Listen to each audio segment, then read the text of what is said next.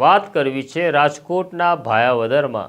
રાજકોટના ભાયાવદરમાં રહેતો રામદેવ જોગ, હજી તેની ઉંમર 22 વર્ષની હતી। તેને વિદેશ જવું હતું, પણ વિદેશ જવું મુશ્કેલ કામ હતું, કારણ કે વિદેશ જવા માટે તેને 15 થી 20 લાખ રૂપિયાની જરૂર હતી। આ રામદેવ પૈસાની વિતરણમાં હતો, પણ પૈસાની વ્યવસ્થા થઈ રહી નહોતી। તેની પાસે ખેતીવાડી હતી। તેના પિતા કાના જોગ ખેડૂત હતા, જમીન હતી અને ખેતી પણ સારી થઈ રહી હતી, પણ પૈસા આવશે ક્યાંથી તેવો પ્રશ્ન તેના મનમાં સતત ગમરોળાયા કરતો હતો।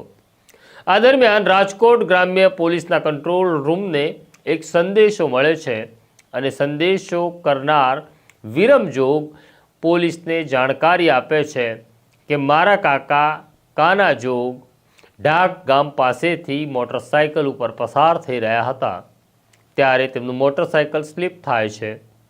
તેમને ગંભીર ઈજા પહોંચે છે। હું તેમને અમારી વાડીએ લઈ આવ્યો છું। હવે તેમનું મોત નીપજ્યું છે।